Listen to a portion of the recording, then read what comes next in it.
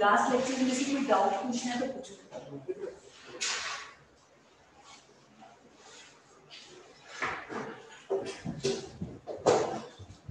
Adoption maintenance के means के point of view से कोई डाउट या किसी कंसेप्ट में कोई प्रॉब्लम है तो पूछिए। पूछने बेटा तुमने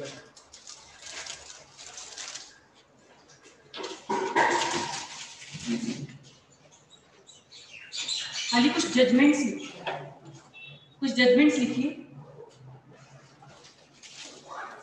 जजमेंट्स हैं पुरानी, पर आपको पता होना चाहिए।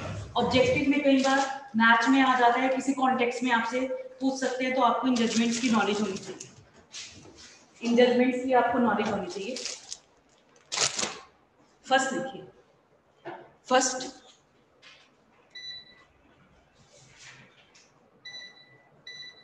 घीसालाल, घीसालाल। हाँ, उसका बेटा हम लिखेंगे इसमें क्या क्या हेल्ड हुआ होगा, प्रिंसिपल्स लिखने हैं। घीसालाल वर्सेस धापूबाई, या yes DHAPU, Ghisalal versus Dhapubai 2011 supreme court. इसमें लिखिए interpretation of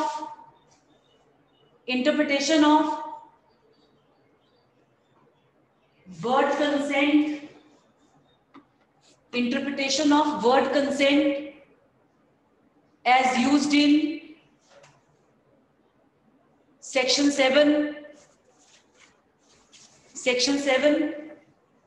of Hindu Adoption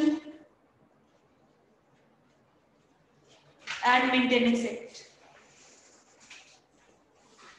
बेटा सेक्शन 7 रेफर करो।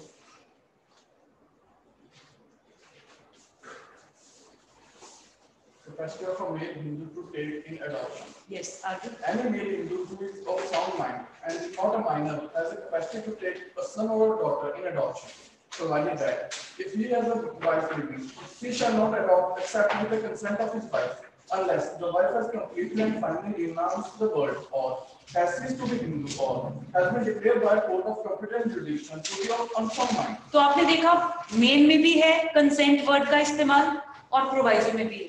तो जब हम कंसेंट कह रहे हैं, कंसेंट का क्या मतलब है, ये हम ऑलरेडी रेफर कर चुके थे। कंसेंट होता है active participation, mere participation does not amount to consent. या तो कोई राइटिंग में कोई हो, आपके पास कोई डॉक्यूमेंट जो इसका एक्सप्रेस प्रूफ है, अगर एक्सप्रेस प्रूफ नहीं है तो आपको एक्टिव पार्टिसिपेशन शो करनी पड़ेगी। Mere presence does not amount to consent, ये एस्टैब्लिश प्रिंसिपल था। और जो हमने अभी 2021 के या 20 के 2 केसेस किए हैं, वहां पर इसको भी फॉलो किया गया था, जहां पर हमने घीसालाल वर्सेस धापूबाई को भी रेफर किया था। क्लियर है? नेक्स्ट लिखिए।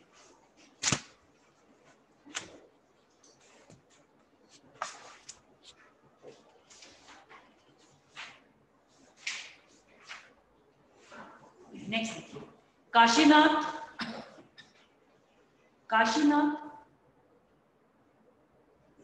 Versus Jagannath, Kashinath versus Jagannath. Issue लिख लीजिए, ये इंपॉर्टेंट है। हाँ जी, अगर कोई अपना लड़का है और वो हिंदू रिलीजन को रिनाउंस कर देता है, क्या कोई और लड़का अडॉप्ट कर सकते हैं? क्योंकि 11 में कंडीशन है, 11 सबसेक्शन 1 में, कि अगर किसी ने लड़के का अडॉप्शन करना है तो अपना लड़का, हिंदू सन, हिंदू सन्स सन, हिंदू सन्स सन सन, 3 जनरेशन तक। मींस अडॉप्ट करने वाले का कोई सन, ग्रैंडसन या ग्रेट ग्रैंडसन नहीं होना चाहिए जो कौन हो, हिंदू हो। और ये उसमें कंडीशन है, उसके कॉन्टेक्स्ट में हम इसको रेफर कर रहे हैं। इशू लिख लीजिए, where a son became a outcast or renounced Hindu religion, comma, does his father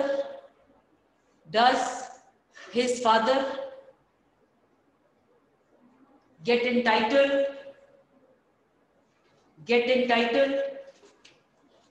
to adopt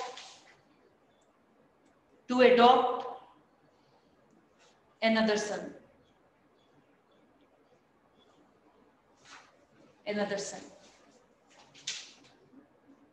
जी आप बताइए।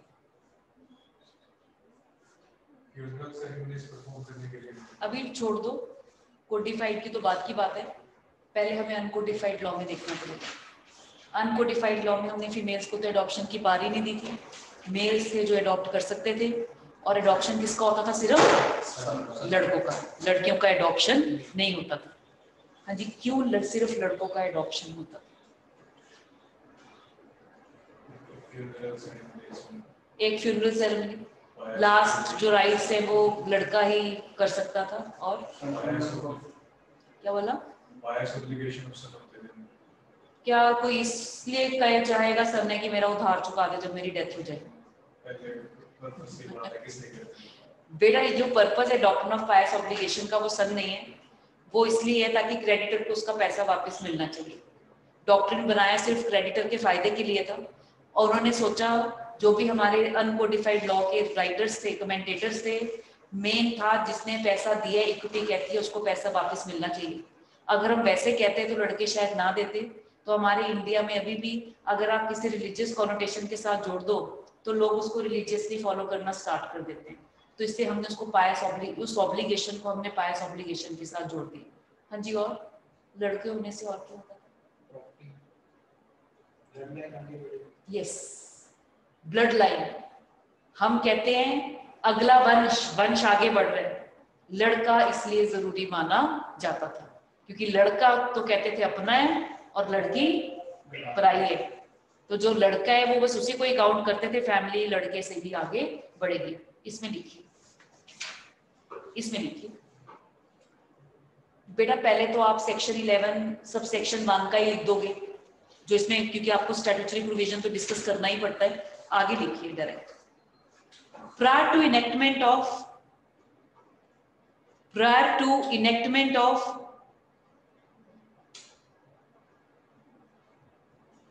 एक्ट ऑफ 1956, HAMA की बात कर रहे हैं, act of 1956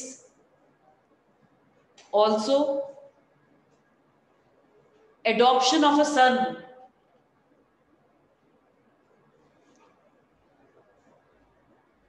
during the lifetime of a male issue was prohibited, and the position continues to be so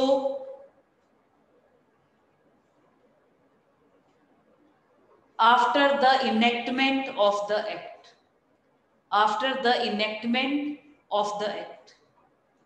पहले भी यही था कि अगर सन अपना रिलीजन चेंज कर लेते हैं लड़के का एडॉप्शन हो सकता था। क्लियर है?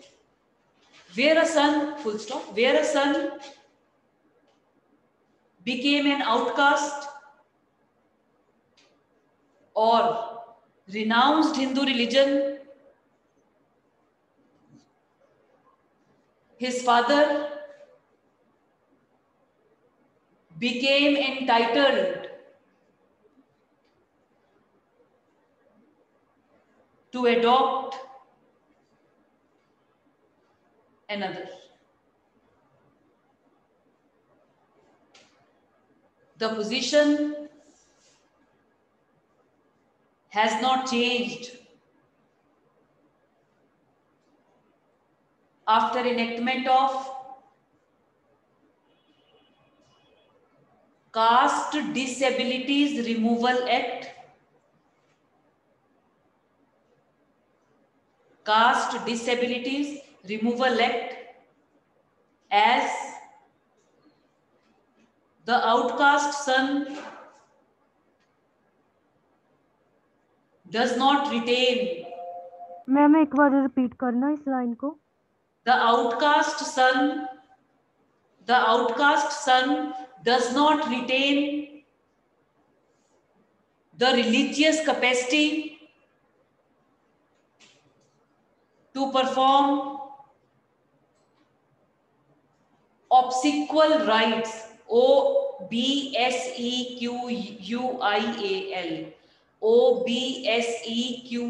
obsequial, obsequial rites, full stop, in case parties are governed by Mitakshara law,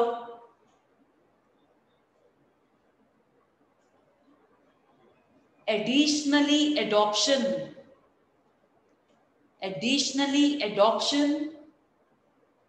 can be made if the natural son is a congenital lunatic or an idiot. Lunatic, congenital, lunatic or an idiot.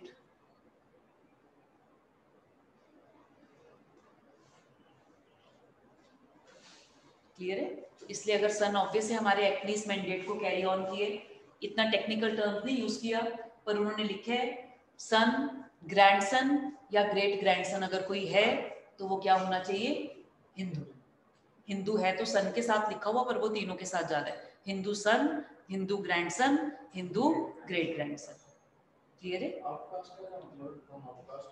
बेटा अपने cast से बाहर निकाल देना किसी भी कारण से, क्योंकि जिस टाइम का जब कोडिफिकेशन से ना लॉ की लैंग्वेज वगैरह रिफॉर्म हो जाता है, कब आउटकास्ट हम करते हैं।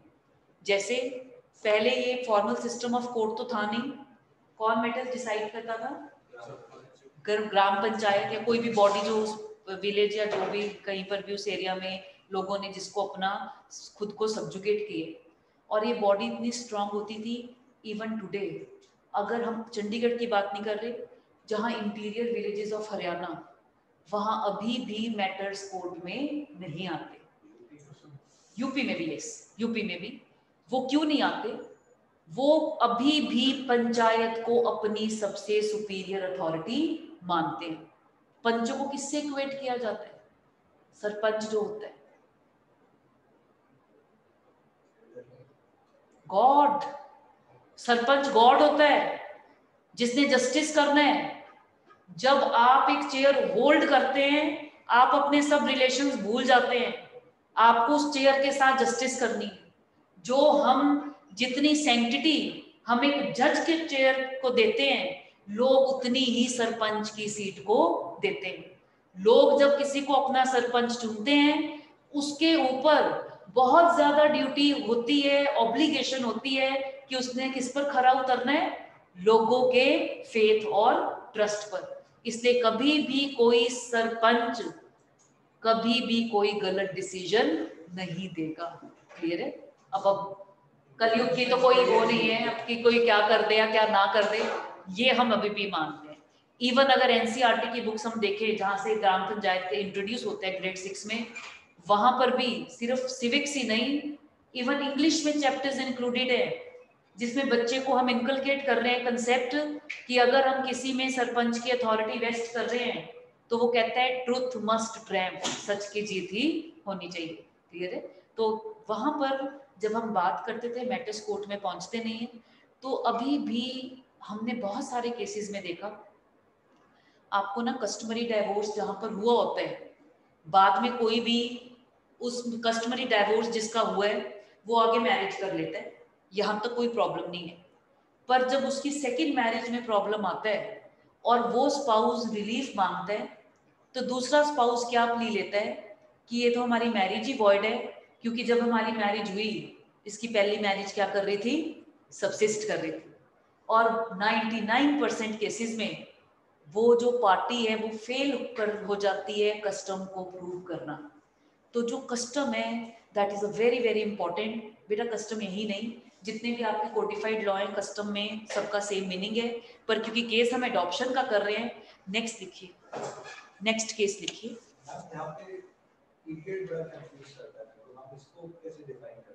बेटा जो इडियट होता है ना, इडियट होता है जो अपनी मेंटल फैकल्टीज को खो चुका है बाय बर्थ, उसको हम इडियट कहते हैं। Unsound mind same.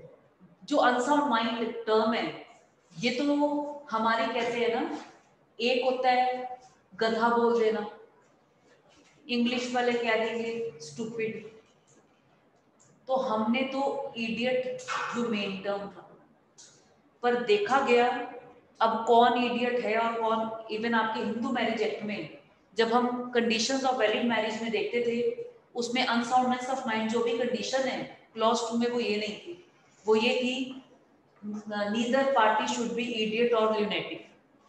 फिर अब ये क्वेश्चन अराइज हुआ कि ये कौन जज करेगा कि इडियट है या ल्यूनेटिक है? ह्यूमन बींग्स तो रोजमर्रा की जिंदगी में इडियट इडियट कर रहे हैं एक दूसरे को, एक बंदा दूसरे को तो अपने से ऊपर मानता ही नहीं है। कोर्ट कहता है ये गलत है। इडियट होता है who has lost his mental faculties by birth, lunatic होता है जिसमें ल्यूसिड इंटरवल होते हैं। जैसे कुछ लोग अपने एक्सीडेंट में कोई चोट के कारण या किसी नर्वस शॉक से, शॉक नर्वस जो भी हो जाता है उससे वो अपना कुछ उन्हें मेंटल डिसऑर्डर हो जाता है, पर वो कॉन्टिन्यूअस नहीं होता। कई लोगों को अटैक्स ऑफ इंसैनिटी पड़ते हैं एट ल्यूसिड इंटरवल्स, जैसे किसी पर्टिकुलर चीज से उनका वो ट्रिगर करना, जो भी उनका रिएक्शन है, तो वो हमेशा के लिए नहीं होता, कुछ टाइम के लिए ठीक है, फिर हो जाते हैं प्रॉब्लम, तो उनको हम ल्यूनेटिक कहते हैं। तो वो कहते हैं ये तो कोई वो लॉ नहीं है कि इडियट और ल्यूनेटिक, क्या वो इडियट और ल्यूनेटिक शादी नहीं कर सकते? तो लॉ पार्लियामेंट ने कहा नहीं, गलत है ये। आप किसी भी एक फ्रेज जिसका कोई डिफाइंड डेफिनेशन ही नहीं है, आप कैसे उसको कह सकते हैं कि वो इडियट है या लुनेटिक है? उन्होंने पैरामीटर ही चेंज कर दिए। उन्होंने कहा अनसाउंडनेस ऑफ माइंड, वहां पर हाँ ये वर्ड यूज नहीं है, मेंटल डिसऑर्डर, जो आप कह ना has been suffering from such a mental disorder. तो हमने जो मेंटल डिसऑर्डर है उसमें भी जो आप कह रहे हैं, आप कह रहे हैं साइंटिफिक इंसैनिटी, जिसको हम कहते हैं मेडिकल इंसैनिटी, कि मेडिकल इंसैनिटी तो कह सकते हैं मेडिकल साइंस की पागल है, पर लीगल इंसैनिटी कहेगा कि नहीं ये बिल्कुल ठीक है for the purpose of marriage. जितने भी केसेस आए जो हमने किए हैं सुप्रीम कोर्ट के, हार्डली किसी में अनसाउंडनेस ऑफ माइंड के बेसिस पर रिलीफ मिले। और टू द एक्सटेंट हमने क्रुएल्टी में विनीता सक्सेना का केस किया था, उसमें तो हस्बैंड 20 साल से सिजोफ्रेनिक था, सारी उसकी प्रिस्क्रिप्शन थी, फिर भी कोर्ट कहता शादी के लिए वो साउंड माइंड है, और जो विनीता सक्सेना है वही ओवर एम्बिशियस लेडी है जो अपना घर छोड़कर बाहर यूएसए में जाना चाहती है। तो उसको उन्होंने कहा ये बिल्कुल साउंड माइंड है, वो तो अल्टीमेटली मैटर सुप्रीम कोर्ट पहुंचा तो उन्होंने उसको रिलीफ दे दिया था।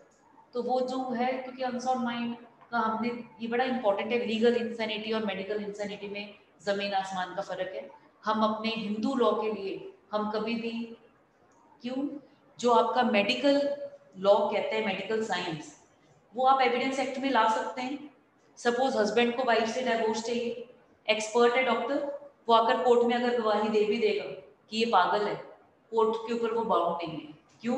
क्योंकि जब आप एविडेंस में एक्सपर्ट ओपिनियन पढ़ते हैं, एक्सपर्ट ओपिनियन एक ऐसा रेलेवेंट फैक्ट है जिसकी लॉजिकल रेलेवेंसी नहीं है, उसके बावजूद हमने उसको लीगल रेलेवेंट फैक्ट्स में डिक्लेयर किया हुआ है, क्योंकि वो तो आउटसाइडर है डॉक्टर, उसे क्या पता क्या सिचुएशन है क्या नहीं है, तो उसकी ओपिनियन कोर्ट के ऊपर बाइंडिंग नहीं है।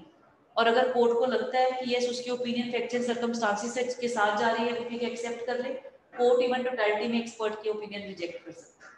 तो जो हमने हेमलता का केस था जिसमें स्पाउस ने मेंटल असाइलम के सर्टिफिकेट्स भी लगाए थे, फिर भी कोर्ट ने जज कह रहा था कि नहीं, मैरिज के लिए ये पागल नहीं है, हमें नहीं पता किस चीज का सर्टिफिकेट ला रहे, जो भी है किस पर्पस के लिए, पर मैरिज के लिए she is a fit person, उसको कोई भी ऐसी प्रॉब्लम नहीं है। इवन शारदा वर्सेस धर्मपाल में उन्होंने कहा कि अगर कोई अनसाउंडनेस ऑफ माइंड प्लीड करेगा वो इस डिग्री का होना चाहिए कि जो पिटिशनर है उससे हम एक्सपेक्ट नहीं कर सकते कि वो रेस्पोंडेंट के साथ रह पाए। तो इसलिए अनसाउंडनेस ऑफ माइंड तो बड़ा वेग सा ग्राउंड है, ना कोई डिटरमिन्ड पैरामीटर्स है, और इसलिए इसको कभी भी कोई एडवोकेट सजेस्ट नहीं करता कि इसके बेसिस पर आपको केस फाइल करना चाहिए, क्योंकि जो इसमें कंडीशंस हैं, टर्म्स हैं, अल्टीमेटली पहली कोशिश कोर्ट की क्या होगी कि शादी को प्रिजर्व किया जाए, तो वो तो बहुत बड़ी बेवकूफ़ी होगी कि आप क्या ग्राउंड प्लीड कर रहे हैं और क्या बेसिस है। जब डॉक्टर्स की ओपिनियन को भी वो कंक्लूसिव नहीं मानते, लीगल इंसैनिटी को मानते हैं, तो लीगल इंसैनिटी को प्रूव करना is not an easy task. वो क्यों? आप जो मर्जी बोलते रहे, अगर जिसको आप कह रहे हैं पागल, अगर वो कोर्ट में आकर अच्छी भली गवाही दे रहा है, जज के क्वेश्चन के आंसर कर रहा है, कोर्ट नहीं मानेगा कि वो पागल है। ठीक है, प्लीज नेक्स्ट लिखिए।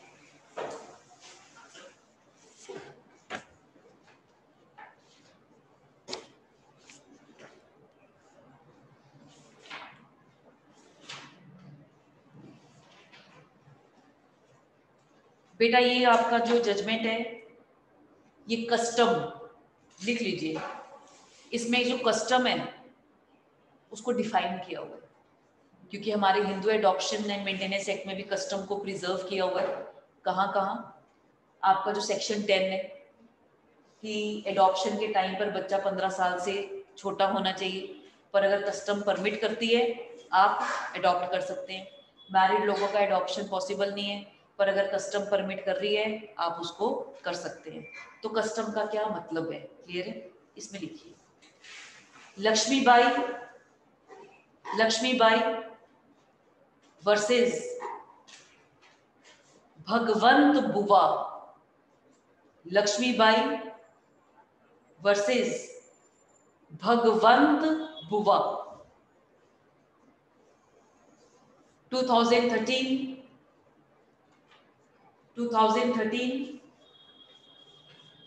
Supreme court. 2013 supreme court.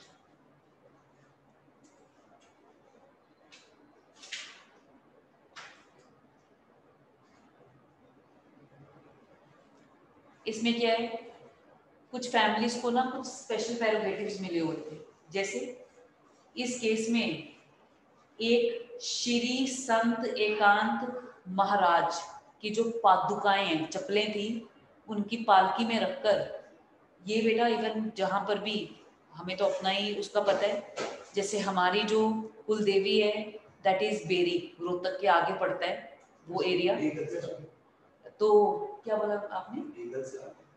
ऐसे मुझे डिफाइन नहीं है, वहां पड़ता है। यस, तो फिर वो झज्जर के पास पड़ता है।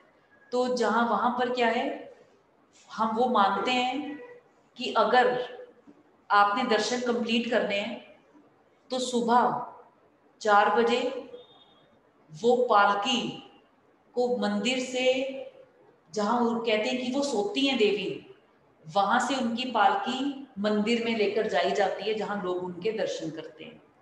और रात को जब मंदिर बंद हो जाता है, वापस पालकी को लाया जाता है वहां पर जहां पर वो कहते हैं कि वो स्लीप आराम करती हैं, रेस्ट करती हैं।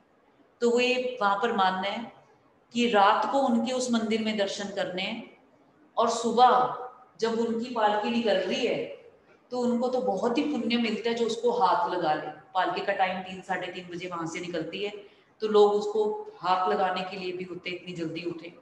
तो इसका मतलब ये भी एक स्पेशल प्रेरोगेटिव होते हैं जिनके पास राइट है कि पालकी को यहाँ से वहां और वहां से वहां लेकर जाना। ये उस ऐसी फैमिली की वो थी जिनको एक स्पेशल प्रेरोगेटिव था। उनमें से एक आदमी के लड़का नहीं था, उसने लड़के को अडॉप्ट कर लिया। उसने क्या करा, वो कहता है फैमिली में ट्रेडिशन है, कस्टम है कि जो एडॉप्शन है वो जो हमेशा है that should be taken from with in family. ये था। अगर आपको हमारे यहाँ पर अगर अभी भी अगर किसी ने अडॉप्ट करना है तो वो क्या प्रेफर करता है, भाई बहनों के बच्चों में से ही कोई अडॉप्ट कर ले, आउटसाइड कोई भी अडॉप्ट नहीं करना चाहता। हमारे माइंड में चीज बैठी हुई है कि खून बोलता है, जीन्स वगैरह आप चेंज नहीं कर सकते। तो आप जितना मर्जी बिहेवियर मॉडिफाई कर ले, जो जेनेटिक है वो आप चेंज नहीं कर सकते, वो आपके जीन्स में इनकलकेटेड है। तो उसने कहा कि आउटसाइड से नहीं हो सकती थी, रिस्पोंडेंट कह रहा था। पर क्योंकि एडॉप्शन की गई थी आउटसाइड से, तो उन्होंने प्रूफ करना था आउटसाइड एडॉप्शन भी पॉसिबल है। तो रिस्पोंडेंट ने कहा हमारे यहाँ पर कस्टम है कि आउटसाइड से अडॉप्ट नहीं कर सकता, और बर्डन ऑफ प्रूफ जो कस्टम अलेज कर रहे हैं उसके ऊपर होगा। बेटा कस्टम के पैरामीटर्स देखिए। यस, अब इसमें एक चीज आई है ना, 3-4 दिन पहले एक खबर आई थी, एडॉप्शन का मेन रूल होता है, इसमें कंसीडरेशन होती है। यस, अभी एक ना फैमिली में ना अपने मतलब उनके कोई कोई बाबा होगा उनको दान करते हो बच्चा, और ये कहते हैं कि अब इसको संतुलन आता है, पुलिस ने खबर मीडिया में भेजी, पुलिस कहती है हम एक्शन लेंगे, इस पे एक्शन हो सकता है ऐसे विदाउट कंसीडरेशन है कि मतलब बच्चे को दान। बेटा पर आप दान, कोई बच्चा कोई थिंग थोड़ी ना जो आप उसका दान कर देंगे। आप अडॉप्शन में दे सकते हैं बच्चे को ताकि उसके राइट सिक्योर हो, पर आप दान में कैसे दे सकते हैं बच्चे को? अगर आप दान में दे रहे हैं, दान दान क्या होता है? डोनेशन में दे रहे हैं, तो हमने तो primary interest of the child देखना है। इस दान से बच्चे का कोई पर्पस वो नहीं हो रहा। तो अगर आप ऐसा कर रहे हैं, आप बच्चे के साथ गलत कर रहे हैं, एंड इवन इसके लिए उसका क्रिमिनल प्रोसिक्यूशन भी हो सकता है। क्लियर है? अब ये यस, पर पेरेंट्स को लीगल गार्डियन तो नहीं, तो जैसे हम स्कूल में भेजते हैं, कॉलेज में नहीं, भेजते हैं, यस वो हमें पर्पस देखना पड़ता है बेटा। जैसे पहले तो गुरुकुल का रिवाज था कि छोटे बच्चे को भेजना है तो वो ग्रोन अप होकर ही आता था पूरा। हमें पर्पस देखना है, हम एक सिंगल इवेंट को वो नहीं कर सकते, पर्पस देखना है। पेरेंट्स कह सकते हैं ना कि मैं एस्ट्रोनॉट नहीं बनाना, मेरे को पंडित बनाना है, इसलिए मंदिर में भेजें। नहीं, पर हमें देखना पड़ेगा क्या मंदिर ऐसा मंदिर है जिसमें ऐसा वहां पर कल्चर है कि ऐसे बच्चे को भेजकर वहां ट्रेनिंग दे रहे हैं। आज तक कितने बच्चों को उन्होंने ट्रेनिंग दी है जो महंत बन गए हैं। क्योंकि जहां मैं बता रही हूँ, जो ये बेरी का जहाँ मंदिर है, वहां पर एक प्रॉपर स्कूल है। जो हम कहते हैं ना कि आपने बच्चों को पंडित या आपने किसी आश्रम नहीं होता है, पर वो आश्रम आप अगर उसको देखेंगे, आप ये सिर्फ वो ये है कि वहाँ फॉर्मली टेबल चेयर नहीं है, वहां पर उनकी दिनचर्या डिफरेंट है। उन्हें चैंटिंग ऑफ मंत्रा से ही शुरू होता है। इवन छोटा बच्चा जितना, इवन 4-5 ईयर के किड्स भी वहां आए हुए हैं जिन्होंने अपने बच्चे को वहां भेजा हुआ है। पर एक प्रॉपर इंस्टीट्यूशन है जहाँ टीचर्स हैं, इवन केयर टेकर्स है। पहरावा उनका साधुओं वाला है जो वो जिस एनवायरमेंट में रह रहे हैं। इवन वो कहते हैं जो बड़े बड़े काशी वगैरह के जो महंत है वो आकर उनके वहां लेक्चर्स लेते हैं जो उन्हें एजुकेट करते हैं। तो वो हमें ये बड़ा इंपॉर्टेंट है कि जहाँ बच्चे को भेज रहे हैं क्या उनका वहां कोई ऐसा ट्रेडिशन है। इवन एक रिनाउंड बॉलीवुड एक्टर का एडॉप्शन एजेंसी था जिसका लाइसेंस एडॉप्शन कारा ने कैंसिल कर दिया, क्योंकि कारा को डाउट हुआ कि ये नाम की एडॉप्शन एजेंसी है, अंडर गार्ब ऑफ एडॉप्शन ये बच्चों का मिसयूज कर रहे हैं। कभी भी अगर कारा के जो रूल्स हैं दे आर वेरी रिजिड जो एडॉप्शन के लिए, वहां पर ऐसी सिचुएशंस हैं जिसमें अगर एक बार कैंसिलेशन हो जाए उसके बाद रिन्यूअल नहीं हो सकता। कभी भी वो आदमी बच्चों से रिलेटेड कोई भी एजेंसी या वेलफेयर होम नहीं खोल सकेगा। तो जब आप ऐसा कोई है तो हमें सारा स्टोरी का देखना पड़ेगा, बच्चे को क्यों भेजा, पर्पस, आपने किसको कस्टडी दी है। चलो आप उसके लीगल गार्डियन है, पर लॉफुल गार्डियन आप किसको बना रहे हैं, उसके पास क्या अथॉरिटी है जिस चीज के लिए वो भेजा है, कुछ तो होगा ना डॉक्यूमेंट्री पे। वहाँ पे कहते हैं जो वहाँ पे मानता है ना वो घर में एक बच्चा जो वहाँ पे भेजते हैं वो ठीक उनकी ट्रेडिशन तो भेजते हैं 1 साल के बाद, जैसे लॉयर के पास इंटर्न आते हैं वैसे तो ठीक है, वो उसमें कोई प्रॉब्लम नहीं, क्योंकि बात हमने देखना है बच्चे को क्यों भेजा गया, उसका पर्पस फुलफिल हो रहा है। बॉन्डेड लेबर बनाने के लिए तो नहीं भेज दिया है। ऐसे भी पेरेंट्स कम नहीं है। अगर यहाँ इंडिया में जो पेरेंट्स बच्चे को सेल कर सकते हैं, जिनको पता है उन्होंने प्रोस्टिट्यूशन है इमोरल ट्रैफिकिंग में यूज होना है, आप सोचिए बच्चे को तो नहीं पता ना उसके पेरेंट ने ऐसा कोई एग्रीमेंट साइन किया हुआ है। आप बच्चे को भी बंधुआ मजदूरी में डाल रहे हैं जहाँ उनके हाथों पे स्टैंपिंग होती थी।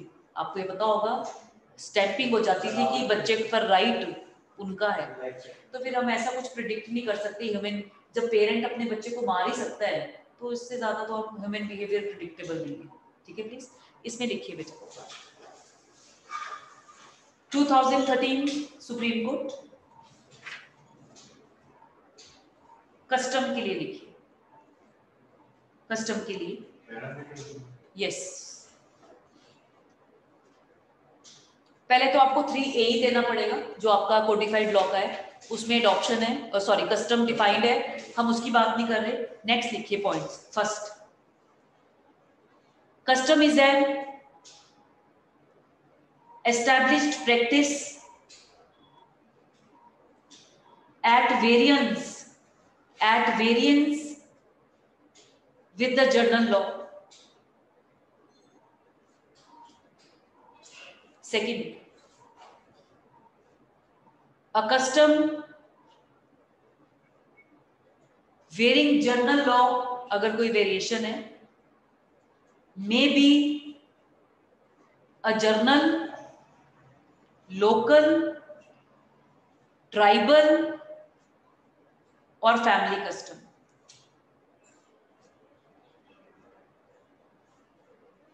मैम किसी प्रैक्टिस को अडॉप्ट करने में कितना टाइम हो जाना चाहिए उसको फैमिली प्रैक्टिस मान लिया, कस्टम मान लिया? बेटा हम कहते हैं बियॉन्ड ह्यूमन मेमोरी, कोई साल वो नहीं है, बियॉन्ड ह्यूमन मेमोरी होना चाहिए। जिंदे रहते हुए में किसी को नहीं पता होना चाहिए कि कब से कस्टम को फॉलो किया जा रहा है। तो जो ये कस्टम, ये तो हम इसमें पढ़ रहे हैं कोडिफाइड लॉ में, कस्टम आपको मिलेगा टॉपिक आपके जूरिस्प्रूडेंस में, तो वहां पर हम बियॉन्ड ह्यूमन मेमोरी कहते हैं। वहां पर कुछ टाइम भी प्रिस्क्राइब है, 1100 है, 1120, 11, तो वो बियॉन्ड ह्यूमन मेमोरी ही इसका पैरामीटर है। यस, नेक्स्ट देखिए, a general custom, third point है, a general custom includes a custom common to any considerable class of persons. A journal custom includes a custom common to any considerable class of persons. Fifth, custom is a rule. Custom is a rule which in a particular family, comma, a particular class, community or in a particular district has, owing to prolonged use,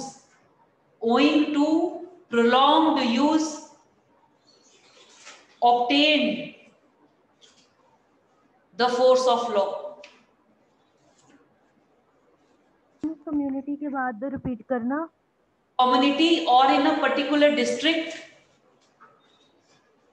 has, owing to prolonged use, obtained the force of law. 6 लिखिए, 6 होना चाहिए। Custom has the effect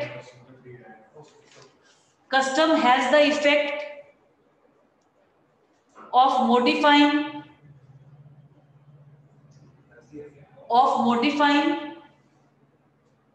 journal personal law, but it does not override statutory law unless the custom is expressly saved by it. Custom अगर conflict है with codified law, तो हमारा तो codified law कहता है वो कस्टम प्रिवेल नहीं करेगी, पर जहां पर कस्टम को प्रिजर्व ही कर दिए, जैसे 15 साल से छोटे बच्चे का एडॉप्शन ही पॉसिबल है और लॉ ने कह दिया कि अगर कस्टम परमिट कर दिया तो आप कर सकते हैं। क्लियर है? नेक्स्ट लिखिए 7, custom must be ancient, uniform, certain, continuous and compulsory.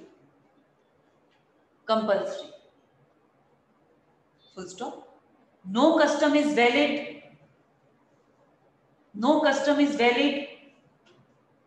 if it is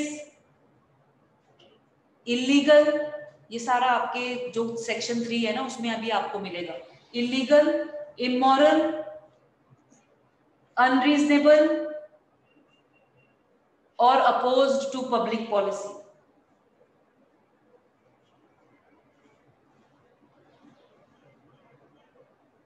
Next, 8, the one who relies upon custom varying journal law, variation है जर्नल लॉ से, must plead and prove it,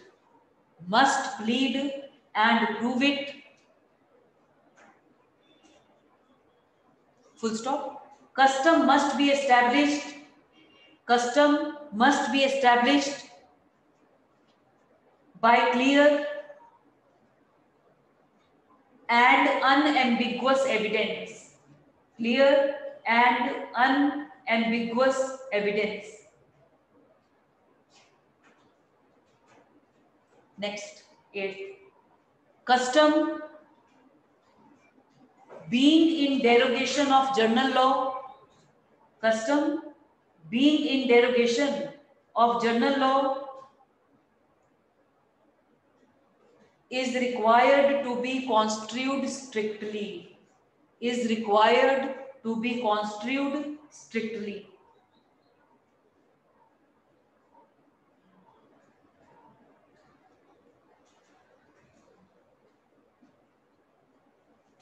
Next, evidence adduced.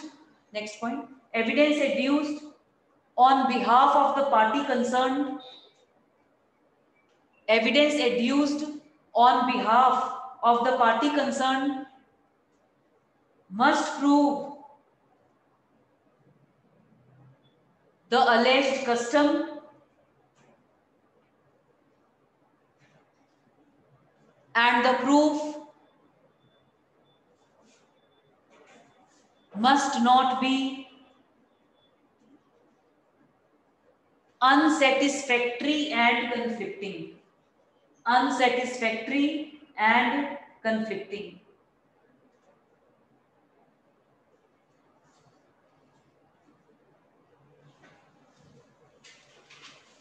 Last one. Nothing that the courts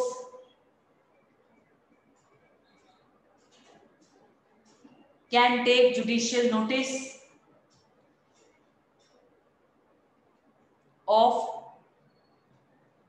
ये chapter है आपका evidence act में 56 से 58, उसमें judicial notice है कि कुछ चीज़ों का हम जुडिशियल नोटिस ले सकते हैं, जैसे लॉ है, कोई पार्लियामेंट का कोई एक्ट है, क्लियर है, तो उसमें वो चीज़ें दी हुई हैं, हम उसकी जैसे facts admitted need not be proved, तो वो जुडिशियल नोटिस उसका ले सकते हैं, क्लियर है। जुडिशियल नोटिस ऑफ नीड्स, क्या लिखा है, एक बार रीड करना sentence. Nothing that court can take judicial notice of needs to be proved.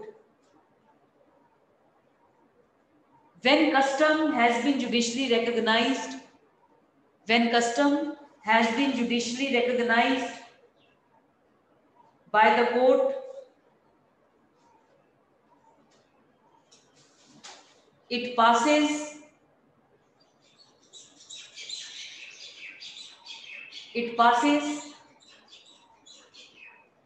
into the law of the land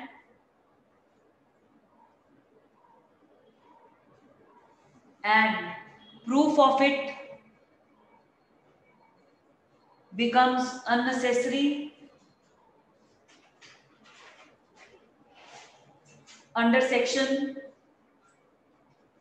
57 subsection 1 of Evidence Act.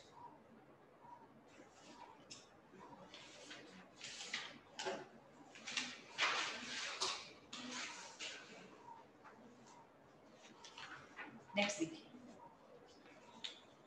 Next point देखिए, where the custom, where the proof of a custom, where the proof of a custom rests upon a limited number of instances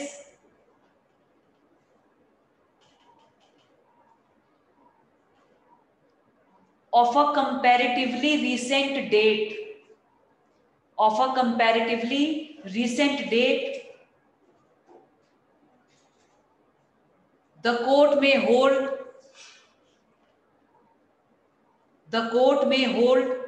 the custom proved as to bind the parties to the suit and those claiming through and under them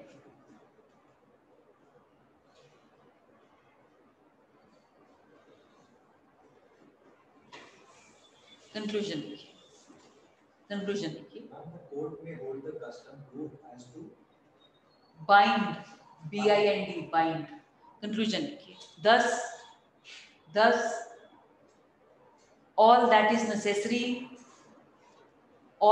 necessary to prove is that usage has been acted upon in practice for such a long period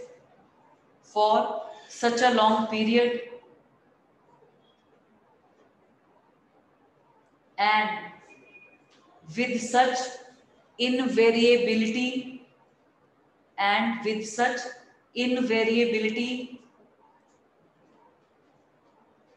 as to show that it has been submitted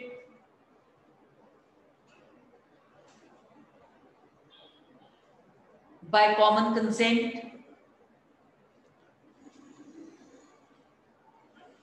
as the established governing rule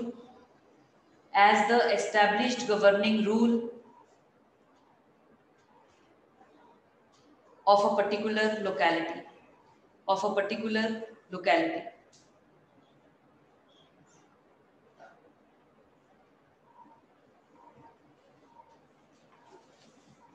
ठीक है please next किसमें where proof of custom rests upon limited number of instances yes for example बेटा custom मैंने कोई custom plead की और मैंने दिखाया कि लास्ट 50 इयर्स में फैमिली में 5 एडॉप्शन हुए और पांचों के पांचों में कस्टम को फॉलो किया गया अब जो आपने इंस्टेंसेस दिए they are of a recent origin तो आप उससे कस्टम को इजीली प्रूव कर सकते हैं क्यों अगर मैंने आज के टाइम में एक इंस्टेंस प्रूव कर दिया 1612 का कि फैमिली में एक ऐसी चीज हुई उस इंस्टेंस से ये प्रूव करना बड़ा मुश्किल हो जाएगा that it has been continuously followed possibility है बीच में किसी ने फॉलो किया है नहीं किया हुआ पर अगर आप रिसेंट ओरिजिन में से ये उठा रहे हैं सारे इंसिडेंट्स और जिन सब में इसको फॉलो किया गया है उसका प्रूफ होना इजी हो जाता है ठीक है please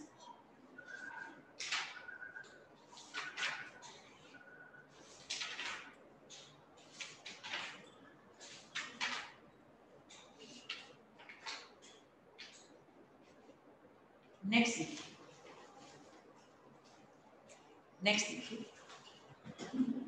Brijendra Singh BRIJENDRA Brijendra Singh versus state of MP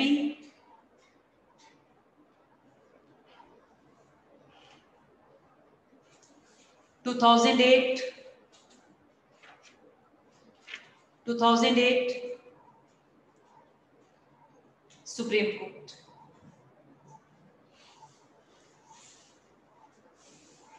हाँ जी एक मिश्री बाई एक लेडी थी जो कि डिसेबल्ड वुमेन थी उसकी शादी हुई पदम सिंह से 1948 में और शादी से अगले दिन ही पदम सिंह ने मिश्री बाई को छोड़ दिया वो वापस अपने पेरेंट्स के घर आ गई उनके साथ ही उन्होंने सारी अपनी लाइफ निकाली मिश्री बाई ने अल्टीमेटली जो पेरेंट्स थे उनके पास थे 32 एकर्स ऑफ एग्रीकल्चरल लैंड जो ऑब्वियस है उनके बाद किसको मिला मिश्री बाई को पर मिश्री बाई के लिए पॉसिबल नहीं था कि वो उन सब की देखभाल करे या एग्रीकल्चर खुद करे उसने 1970 में शादी हुई थी 1948 में छोड़ दिया जब उसको सून आफ्टर मैरिज 1970 में उसने लड़के को अडॉप्ट किया जिसका नाम था ब्रिजेंद्र सिंह और पदम सिंह जो उसका हस्बैंड था जो उसे शादी से नेक्स्ट डे छोड़ चुके हैं उसकी डेथ हुई है 1974 में तो लैंड सीलिंग एक्ट आ गया था ना लैंड सीलिंग एक्ट। क्या था लैंड सीलिंग एक्ट? उन्होंने वो बना दिया था कि इससे ज्यादा आप जमीन नहीं होल्ड कर सकते, देखें कि घर में कितने लोग हैं और कितनी मैक्सिमम वो कर सकते हैं। तो जब उन्होंने अपना सबमिट किया, मिश्री बाई ने अपना भी किया, साथ में ब्रिजेंद्र सिंह का भी किया। वहां पर फिर जब वेरिफिकेशन हुई तो अथॉरिटीज ने पूछा, स्टेट ऑफ एमपी इसलिए आया क्योंकि उन्होंने कहा कि ये तो आपका एडॉप्टेड सन है नहीं, वैलिड नहीं है एडॉप्शन, तो ये वाला जो आप बता रहे हैं वो शेयर वैलिड नहीं है, तो सीलिंग आपको कम लैंड रखना है जितना आप बता रहे हैं। तो अल्टीमेटली वहां पर वैलिडिटी ऑफ एडॉप्शन को चैलेंज किया गया, जो वो किसी भी आदमी ने नहीं, गवर्नमेंट ने किया, बिकॉज उन्होंने उस लैंड को एक्वायर करना था क्योंकि वो सीलिंग से ज्यादा था जो एक्ट प्रिस्क्राइब कर रहे। और अल्टीमेटली देखने में लगता है गलत हुआ, उसको कहा एडॉप्शन वैलिड नहीं है, और उन्होंने कहा चाहे वो शादी से अगले दिन वापस आ गई थी पर उसका डाइवोर्स नहीं हुआ। एक विडो होने में और एक लिविंग लाइक अ विडो दोनों में फर्क है। हमारा एक्ट विडो को तो अथॉरिटी दे रहा है अडॉप्ट करने की, बट अ वुमेन जिसका हस्बैंड अलाइव है and she is living like a window, उसके पास अडॉप्शन की अथॉरिटी नहीं है। Married female could not adopt a child even under Hindu adoption and maintenance act 1956। ये 2010 में बाय अमेंडमेंट ऑफ 2010 हमने मेल और फीमेल को बराबर ला दिया है। उससे पहले मैरिड फीमेल्स को सेक्शन 8 में हमने डिप्राइव किया हुआ था from taking a child in adoption. आपको लेडी भी तो क्लेम कर सकती थी कि मैं नेक्स्ट वीक वापस आ गई थी, कंज्यूमेशन ऑफ मैरिज हुआ नहीं तो मेरी मैरिज ही नहीं, ऐसे कर हुआ ये वाला।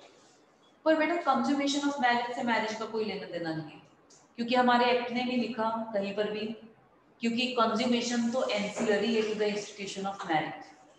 तो अगर वो मैरिज हो गई है, उसके बाद मैरिज अगर कंज्यूमेट हुई है नहीं हुई है, आप matrimonial remedy low depending upon the relief, आपको कौन सा रिलीफ चाहिए। अगर आप कंज्यूमेशन नहीं हो पाई है, आप इम्पोटेंसी की वजह से नहीं हो पाई है, आप वो लो, बट अपना एनल कराओ मैरिज।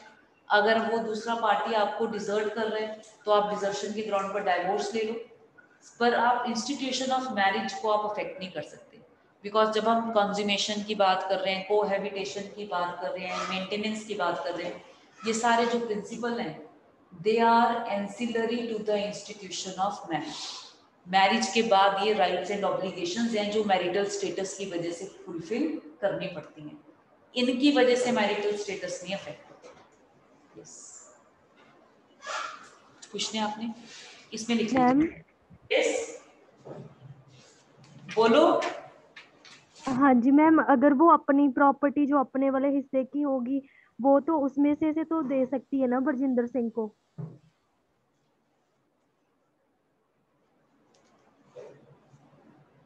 हाँ बेटा, उसमें से तो वो गिफ्ट भी कर सकती है किसी को, उसको देने की क्या बात है। पर बात है वो अपनी नहीं ना, वो तो ज्यादा लैंड एक्वायर करना चाहते थे, तो झगड़ा तो उसको था। ऑब्वियसली जो उसका है वो तो उसको दे ही देगी। उसने ये भी कहा ब्रिजेंद्र सिंह मेरी लड़कों से ज्यादा देखभाल कर रहे हैं, ये मेरा बिल्कुल अडॉप्टेड सन है, पर लॉ ने इसको माना नहीं। इसका कारण है section 5।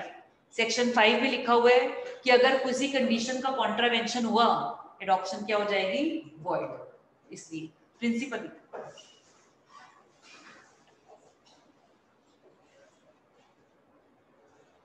a married woman cannot adopt at all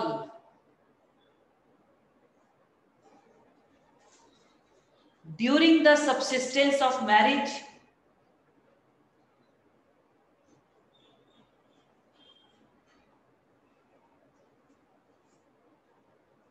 under Act of 1956 except when the husband has completely and finally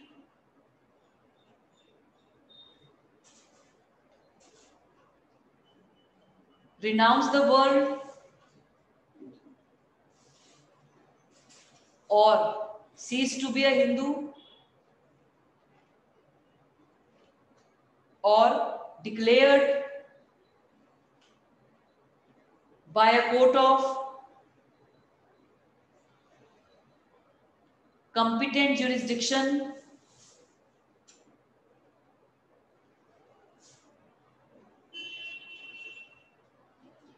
to be of unsound mind, to be of unsound mind.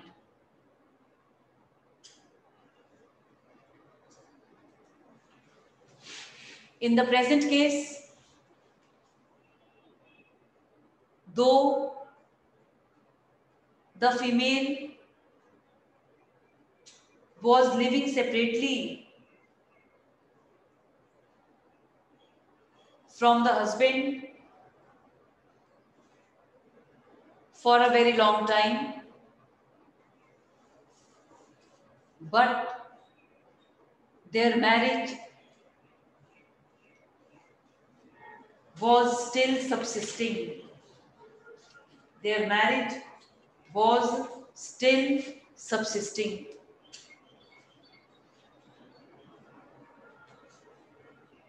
Therefore, adoption cannot be made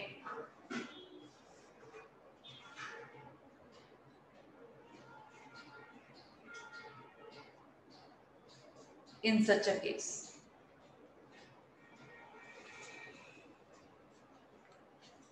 इसलिए उन्होंने क्या कहा, adoption क्या है, void है। ये सारे case बेटा आपको अपने कमेंट्स में भी मिलेंगे। अगर आप 5 से लेकर 11 के कमेंट्स रीड करेंगे, इन सारे केसेस का आपको वहां पे रेफरेंस मिलेगा। नेक्स्ट देखिए, धनराज वर्सेस सूरजबाई। धनराज वर्सेस सूरजबाई।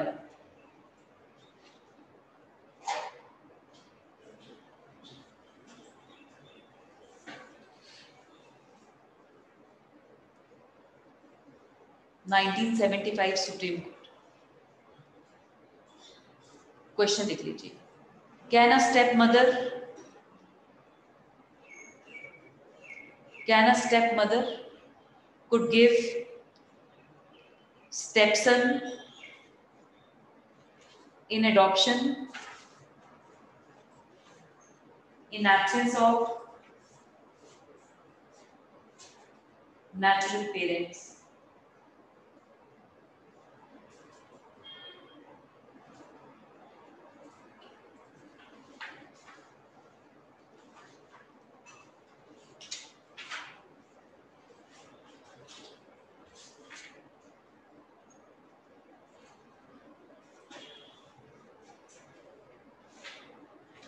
हाँ जी, आप बताइए।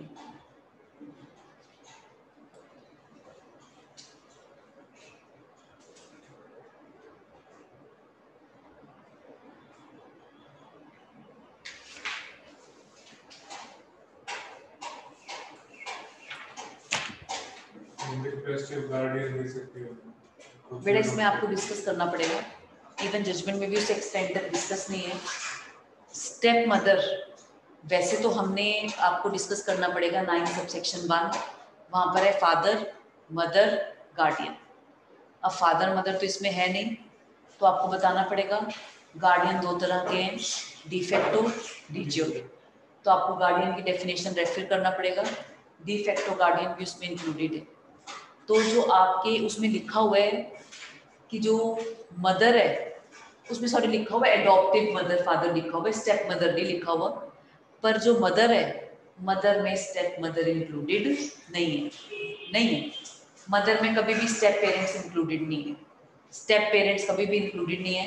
मदर फादर ही होते हैं। हमने कोई भी स्टेप चिल्ड्रन को स्टेप पेरेंट में कोई भी राइट नहीं है, सिर्फ स्टेप रिलेशंस में हमने स्टेप मदर को स्पेशल राइट दिया हुआ है। और वो स्पेशल राइट क्या है, क्लास 2 एंट्री 6 फादर्स विडो के, उसमें वो भी चाइल्डलेस स्टेप मदर को हमने राइट दिया हुआ है। ठीक है प्लीज। इवन मेंटेनेंस में हमने ये चीज पढ़ी थी कि चाइल्डलेस स्टेप मदर उसमें पेरेंट में इंक्लूड होगी। पर यहाँ पर जब हम स्टेप मदर की बात कर रहे हैं, स्टेप क्यों, स्टेप मदर तो सबसे पहले ही सोचेगी कि पहले भी इस बच्चे को एडॉप्शन से भगाओ और प्रॉपर्टी में से इसको निकालो, इसलिए हमने ये राइट उसको दिया ही नहीं है। But in urgency, in exceptional situation, she could act as de facto guardian. और जब आपने मेंशन करना है 9 सबसेक्शन 4 में लिखा हुआ है वो de facto guardian under what circumstances a de facto guardian can give a child in adoption, उसमें लिखा हुआ है when both parents are dead और completely and finally renounce the world. तो जहां पर नेचुरल पेरेंट्स नहीं है, step mother in the capacity of de facto guardian can give a child in adoption. ये तो माइनर चाइल्ड की बात होगी। हाँ जी, क्या मेजर चाइल्ड को स्टेप मदर एडॉप्शन में दे सकती है?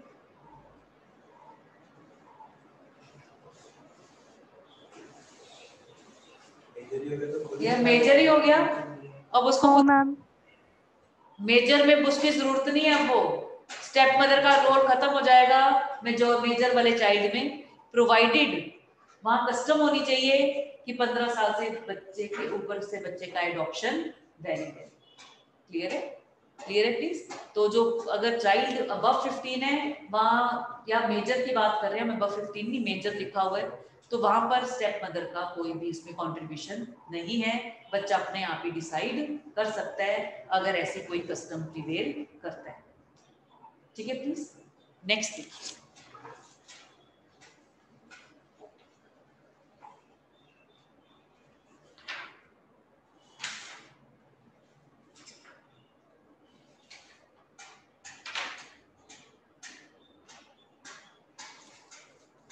बेटा ये जजमेंट आपका ज्यादा रेलेवेंट हो जाता है सीपीसी में। सीपीसी में टेम्परेरी इंजंक्शंस हैं, है ना? परमानेंट कहाँ है? नहीं, रिलीफ एक्ट में ये आपको प्रीलिम्स में क्वेश्चन आया हो।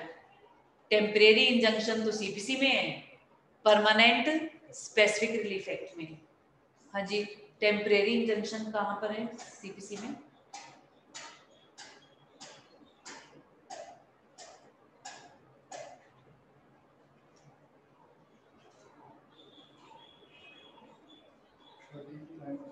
बिल्कुल ठीक है, ऑर्डर 39, ऑर्डर 39 में। तो जब हम इसमें बेटा प्रिंसिपल्स हैं कि कब आप इंजंक्शन दे सकते हैं एडॉप्शन मैटर्स में, क्लियर है? वो आप लिख लीजिए, बिकॉज आप इसको अगर नेट पे केस को सर्च करेंगे इसका एडॉप्शन में रेलेवेंस कम है, टेम्परेरी इंजंक्शन में इसका ज्यादा है। आप लिख लीजिए, केस का नाम लिख लीजिए, N Gurudas versus Rasa Rajam, sorry Rasa Ranjan, मैंने राजन बोल दिया। Gurudas versus Rasa Ranjan, RASARANJA, Gurudas versus Rasa Ranjan 2006 supreme court. Topic लिख लीजिए, validity of adoption among Hindus and principles of temporary injunction. Principle of temporary injunction.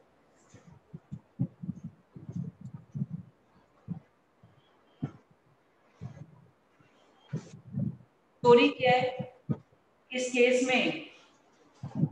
एक आदमी था एम ओबलप्पा, फादर जिसको कह रहे हैं, एम ओबलप्पा के लड़के थे, नागप्पा, ओबलप्पा, किद्रप्पा। तो जो नागप्पा है, नागप्पा ने तो अपने आप को पहले ही अलग कर लिया, इकट्ठे रह गए थे ओबलप्पा और किद्रप्पा। तो ये किद्रप्पा है, उसकी वजह से सारा ये खिचड़ी मची हुई थी, क्योंकि इसके 7 बच्चे थे और एक लड़की थी जिसका नाम था निर्मला। और जो निर्मला है, निर्मला ने कहा कि उसे ओबलप्पा ने अडॉप्ट कर लिया था, उसे और ओबलप्पा ने अडॉप्ट कर लिया था उसके लाइफ टाइम के दौरान ही। और बाद में जो कदरप्पा है जो उसका फादर था, उसकी डेथ हो जाती है और निर्मला की भी डेथ हो जाती है। अब डिस्प्यूट क्या था? जो बचे हुए हैं वो कह रहे हैं कदरप्पा की प्रॉपर्टी हमें मिलनी चाहिए, और जो निर्मला के हेयर्स हैं वो कह रहे हैं कि हमें भी मिलनी चाहिए। फिर इसमें उन्होंने क्या कहा कि एक बच्चे को एडॉप्शन में लेके पालना पोसना और एक बच्चे को ब्रॉट अप करना एज देयर ओन चाइल्ड, दोनों में फर्क है। क्यों? क्योंकि अगर बस पालन पोषण कर रहे हैं तो वो तो बस गुड फेथ गुडविल चैरिटी है, तो कोई बड़ी बात नहीं है। लोग अपने सर्वेंट्स के बच्चों को पढ़ा देते हैं, लोग इवन बच्चों को पढ़ाना तो दूर, बच्चों को स्पॉन्सर कर रहे हैं। बहुत सारे टीचर्स हैं Punjab university law department 3 years के जो स्पॉन्सर कर रहे हैं किड्स को। इवन हम जब वहां थे हमें नहीं पता चला इतने टाइम तक कि उनके किड्स वो स्पॉन्सरशिप में जा रहा है। जो भी उन्हें सैलरी मिल रहा है उनका उन्होंने फिक्स किया हुआ है कि इतना सैलरी हमने जाना है। और एक टीचर ने वहाँ चंडीगढ़ के ऑर्फनेज से, उनकी अपनी भी डॉटर थी, उन्होंने एक बच्चे को ऐसे अडॉप्ट किया हुआ था, पर बच्चे को नहीं पता था कि उसका सारा फंडिंग मैम के थ्रू जा रहा है। और मैम को जब लड़का था जो उसमें आश्रम में जो ऑर्फनेज में था, उसका एक बहुत रिनाउंड इंजीनियरिंग इंस्टीट्यूट में एडमिशन हो गया। हम में से किसी ने उस बच्चे को नहीं देखा। पता क्यों चला? Because ma'am was really happy कि मैंने जो उसके लिए किया आज वो सफल हो गया, वो अपनी लाइफ में सेट हो गया। शायद वो मैम को कभी ना देखे, मैम कभी उसको ना देखे, तो वो कभी भी उन्होंने उस बच्चे को अडॉप्ट नहीं किया, वो सिर्फ उस बच्चे को स्पॉन्सर कर रहे हैं। हाँ जी, दोनों में फर्क है।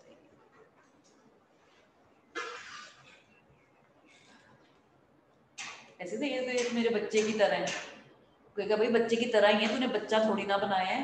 जो बच्चा बना लिया वो फिर गाइडलाइन आगे बढ़ाएगा, प्रॉपर्टी भी साथ में yes. जो हम केसेस कर रहे हैं बेटा, मेजॉरिटी केसेस में क्या होता है, जिसने बच्चे को पाला पोसा है वो तो यही सोचकर पाल पोस रहा है कि मेरा उत्तराधिकारी है। उसने गलती क्या की है? उसने फॉर्मल एडॉप्शन नहीं की, और उसकी डेथ के बाद जिनको ये फैक्ट पता होता है वो डिस्प्यूट कर देते हैं। वो ये कह देते हैं कि इनका वैलिड बच्चा नहीं है, इसको प्रॉपर्टी में राइट नहीं मिलना चाहिए। ये बहुत बड़ा ब्लंडर है जो उस पेरेंट ने खुद के साथ भी किए और ज्यादा उस बच्चे के साथ किए। क्यों? बच्चे को आप लाइफ टाइम तो आप उसे ट्रीट कर रहे हैं एज देयर ओन चाइल्ड। दो तरीके हैं, या तो आप एडॉप्शन डीड में उसको सेंटिटी देकर जाते, या फिर अपनी प्रॉपर्टी उसके नाम कर जाते। ना तो आपने विल बनाई, ना ही उसकी कोई एडॉप्शन का कोई ऐसा फॉर्मल प्रूफ है। बच्चे को कुछ भी नहीं मिलेगा। बच्चा तो एक टेंट्रम में ही चला जाएगा कि मेरे साथ हो क्या गया है। ना तो मैं इधर का रहा, ना अपनी फैमिली को छोड़कर आ गया, और जहां रहा सारी उम्र वो लोग अब कह रहे हैं कि तुझे कुछ मिलना ही नहीं है, तेरा एडॉप्शन वैलिड ही नहीं है। अब जब एक बार अपनी फैमिली छोड़कर आ चुके हो, वहां वो फैमिली डिटैच हो चुकी है, पैदा करने वाले तो क्या पता मर भी चुके हो, अब वो वाले भी नहीं चाहेंगे कि एक और प्रॉपर्टी का हकदार वहां पर वापिस आ जाए। इसलिए जब भी अडॉप्ट करते हैं बच्चे को, उसकी फ्यूचर सिक्योरिटी के लिए बहुत इंपॉर्टेंट है there should be some formal proof of adoption. और अपनी सेफ गार्ड करने के लिए बच्चे के नाम पर आप ऑलरेडी विल बनाकर उसको रजिस्टर करवाइए। बिकॉज ये सारे केसेस जितने भी A to Z एडॉप्शन में जितने भी केसेस किए हैं, इवन वो कलंदी और वमाजा का, किसी को इस चीज से कोई मतलब नहीं था कि बच्चा एडॉप्टेड वैलिड है या नहीं है। रियल डिस्प्यूट क्या था? प्रॉपर्टी का। एक पार्टी ने कह रहा है कि उसको प्रॉपर्टी नहीं मिलनी चाहिए, वो उनका वैलिड अडॉप्टेड चाइल्ड नहीं है। तो कोर्ट को एज एन एंसिलरी इशू, क्योंकि डिसाइड करना है प्रॉपर्टी किसको जानी है, तो वो एडॉप्शन का इशू पहले डिसाइड करने बैठ जाता है। अदरवाइज किसी भी केस में वैलिडिटी, अब फॉर एग्जांपल अब जो ब्रिजेंद्र सिंह का केस हमने किया है, अब ऑफिसर्स को कोई मतलब नहीं है मिश्री बाई ब्रिजेंद्र सिंह से, पति ने छोड़ा है, किसके साथ रही है, क्यों बच्चा अडॉप्ट किया, कंसेंट लिया नहीं लिया, उन्हें इससे कोई मतलब नहीं है। उन्हें क्या मतलब है? लैंड सीलिंग एक्ट में गवर्नमेंट को लैंड मिलनी चाहिए, आप इलीगली लैंड होल्ड नहीं कर सकते। और बेटा हमें इस केस को जब मैंने फर्स्ट टाइम रीड किया, जब हम लॉ कर रहे थे, तब मुझे लगा कि बड़ा अनजस्टिफाइड है, क्योंकि आप जब पढ़ते हो तो आप रिलेट करते हो कि यार बड़ा गलत हुआ, पहले पति ने छोड़ दिया और जो बच्चा देखभाल कर रहा है वो कह रहे हैं बच्चा भी उसका नहीं है। पर हम एक इवेंट के लिए एक गलत प्रेसिडेंट सेट नहीं कर सकते। क्यों? फिर तो ऑफिसर्स के लिए बहुत प्रॉब्लम हो जाएगी। क्यों? एक जजमेंट का आना लोगों को फॉर्डर दे देते हैं, चारा, कि यस अगर तुमने लैंड और एक्वायर करनी है, क्या क्या तरीका अपनाओ, ऐसे ले लो और वो एडॉप्शन में वैलिड हो गई, ब्रजेंद्र सिंह में वो कोट कर देना और तुम्हारी वाहवा हो जाएगी, लैंड से ज्यादा तुम अपनी वो रख लो। तो ये गलत है। इसलिए लॉ हार्श भी होता है और लॉ लिबरल भी होता है। बट ये बेटा बिल्कुल है, ये सेट प्रेसिडेंट है। हार्श डिसीजंस जो जुडिशियल डिसीजंस हैं make good loss. Harsh decisions make good loss. जज ऐसे नहीं बहते और ये लड़की के साथ बहुत गलत हो गया, रेप का केस और बड़ा गलत हो गया, शादी नहीं हो पाएगी नहीं। क्यों? जज को इस चीज से भी अलाइव होना पड़ता है। उसने ये सोचना है कि आज की सिचुएशन में क्या लड़की वो लड़की है, क्या वो बेचारी रह गई है। अब कोई बेचारा कोई बेचारी बेचारा नहीं है। अब तो रहकर सिचुएशन चेंज हो गई है। पहले बेचारी पत्नी के साथ लगता था, अब बेचारा अब मैंने बहुत टाइम से ये तो सुना ही नहीं है कि बेचारी पत्नी। अब हम 40 इयर्स के हो गए, शादी को हमारे 12 साल हो गए, मैंने नहीं सुना किसी ने आज अब मेरी उसमें या हमारे कॉलेज में या यूनिवर्सिटी में किसी ने डिपार्टमेंट में कहा हो बेचारा पति तो बेचारी पत्नी। अब तो बल्कि जब बैठते थे कोलीग वो डिस्कस करते थे, वुमेन ऑर्गेनाइजेशंस तो बहुत बन गई है, अब हमें कोई हस्बैंड्स की बनानी पड़ेगी। हमारे ये जो मेल टीचर्स थे वो डिस्कस किया करते थे कि क्या होना चाहिए, कुछ ऐसा रूट होना चाहिए, बहुत गलत हो रहा है, मतलब लीगल पर्सपेक्टिव में उसको डिस्कस करते थे। तो जब हम ये बात करें तो जजेस इस चीज से फेमिलियर हैं। सोसाइटी का रुख हो चेंज हो चुका है। जिस सेक्शन को हमारे लॉ ने फीमेल की प्रोटेक्शन के लिए बनाया, कौन सा था? 498A, एडल्ट्री नहीं, क्रुएल्टी। उससे ज्यादा जो कहते हैं ना मिसयूज किसी भी प्रोविजन का नहीं है। और आप देखिए मिसयूज इतना ब्लेंडेंट था, इतना ग्लेरिंग था, किसको जंप करना पड़ा? कोर्ट्स को।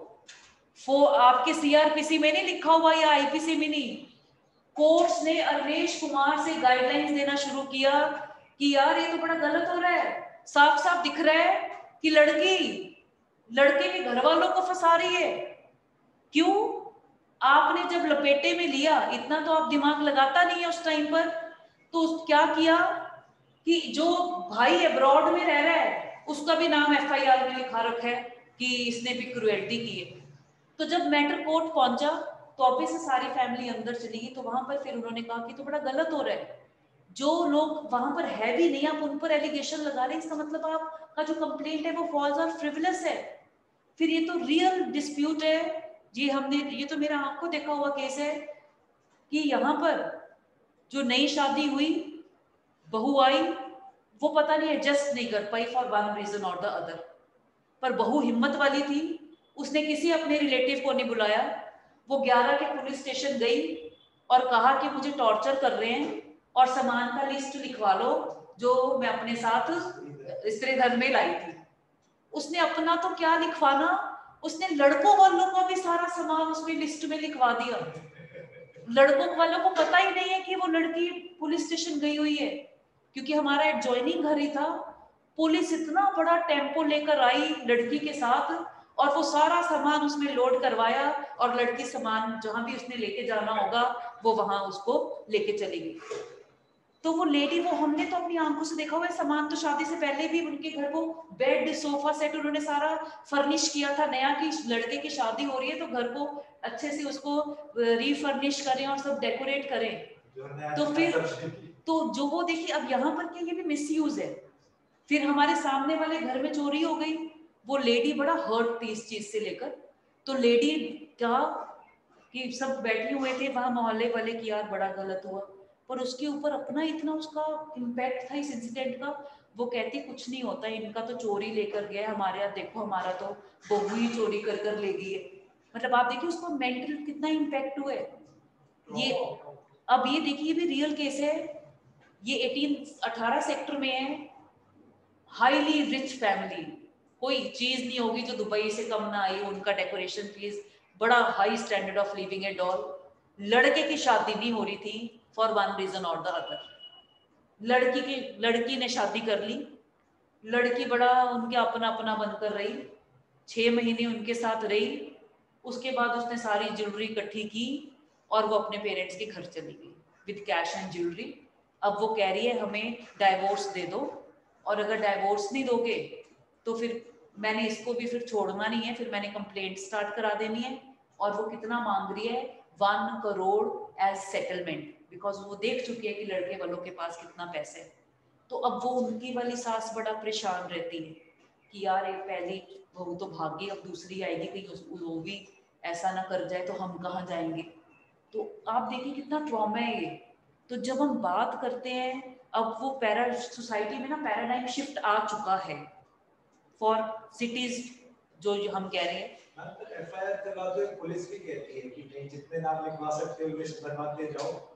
अब नहीं करेगी बेटा। अब क्यों? अब बहुत स्ट्रिक्ट, एक जजमेंट नहीं 5-6 जजमेंट्स आ चुकी हैं, और अब इतनी स्ट्रिक्ट है उसमें उनको हर सुप्रीम कोर्ट ने डायरेक्शन दी हुई है। आपका जो 41 आपका है सीआरपीसी का, उसमें ना पर्टिकुलर्स है। अरेस्ट कहते हैं कि हम कॉग्निजेबल और नॉन कॉग्निजेबल में डिफरेंशिएट करते थे कि कॉग्निजेबल में विदाउट वारंट आप अरेस्ट कर सकते हैं, पर लॉ कहता है कॉग्निजेबल में भी अरेस्ट रूल नहीं है। 41 में आपको ना सिचुएशंस दी गई हैं 6-7, उसमें पुलिस, हर पुलिस स्टेशन में पुलिस वाले को मार्क्ड है कि अगर तुमने 498A में किसी को अरेस्ट करना है तुम्हें परफॉर्मा साथ लगाना पड़ेगा, और उसमें आप मार्क करो कि आपको क्या ऐसी अर्जेंसी थी कि आपको उन आदमियों को अरेस्ट करना पड़ा। तो उसको वो अपना जो डिटेल्ड रिपोर्ट है एकदम से नहीं, आगे वो फिर हायर अथॉरिटीज को सेंड करनी पड़ती है। तो जब इतना चेक आ जाए फिर कोई पुलिस वाला अपने ऊपर लेकर ये चीज नहीं करता। ब्राइबरी के चक्कर में मैंने पहले मैम ये मानते हैं कि रूल्स हैं पर अभी फॉलो उस तरीके से नहीं हो रहे जिस तरीके से होने चाहिए। वो क्यों नहीं हो रहे? क्योंकि जो हम कहते हैं ना करप्शन ना फल फूल रही है हमारे सिस्टम में। क्यों? करप्शन एक ऐसा फिनोमिना है जिससे लेने देने वाला भी खुश है और लेने वाला भी खुश है। तो वो खुशी खुशी नहीं संभलती, खुशी खुशी में ही काम हो जाते हैं। इवन प्रेशर्स, इन्फ्लुएंस, हम ये बिल्कुल नहीं रूल आउट कर सकते पुलिस एग्जेक्टिव के सबऑर्डिनेट है। तो एग्जेक्टिव प्रेशर बहुत ऑपरेट करता है पुलिस ऑफिसर्स के ऊपर किसी भी इन्वेस्टिगेशन को कैरी ऑन करने में। तो पुलिस वालों के लिए ये सोचना कि हमेशा ही ऐसा होता है बिल्कुल गलत है, बिकॉज ऑनेस्ट पुलिस ऑफिसर्स भी एग्जिस्ट कर रहे हैं। और नहीं मुझे मिले हैं, क्योंकि मुझे मिले हैं तो मुझे पता है। तो कुंवर विजय प्रताप सिंह जी थे, वो उन्होंने लॉ डिपार्टमेंट से, तो उनको मैंने पढ़ाया कॉन्स्टिट्यूशनल लॉ और क्रिमिनल लॉ, तब स्टूडेंट थे उन्होंने यहाँ डिपार्टमेंट से, ही वाज द टॉपर। पहली बार था कि इवनिंग का कोई स्टूडेंट जो इतना बिजी है उसके बावजूद he was a topper. He is indulged in social service, वो पुअर बच्चों को पढ़ाते हैं जाकर। ही इज अ वेरी, मैं कहती हूँ फिट पर्सन कि अगर उनको इंडिया की हाईएस्ट एडमिनिस्ट्रेटिव अथॉरिटी कुछ पॉलिटिकल पोजीशन भी दे दो, India is in safe hands. और अगर इवन हाई कोर्ट के जो जजेस हैं, अगर इंक्वायरी कमीशन बैठता है कोई भी, पहली प्रायोरिटी उनकी होती है कि सर ही उसमें हो, बिकॉज उनकी इमेज कोई भी उसमें डाउट नहीं है।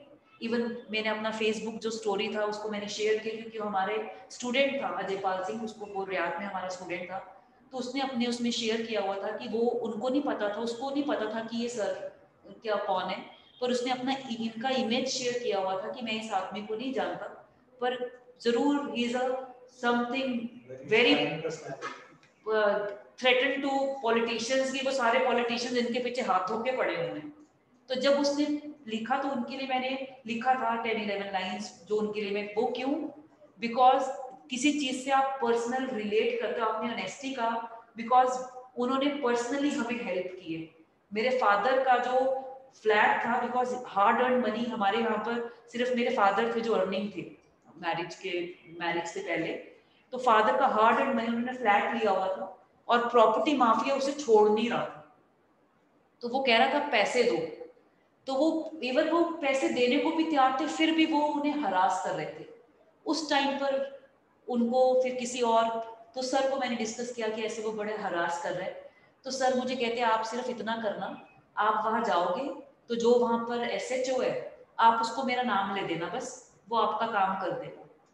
और वो सच में ऐसा हुआ। वो वहां मेरे फादर गए, उन्होंने कहा कि सर का नाम लेकर कि उन सर ने भेजा है, उसने उसी टाइम जाकर वहां से उन्हें की लेकर जो भी था वहां पर कंसर्न उनको हैंड ओवर कर दी, और मेरे फादर उसे रिवॉर्ड देना चाहते थे कि हम इतना, वो कहता नहीं नहीं नहीं हम नहीं ले सकते, हम नहीं ले सकते।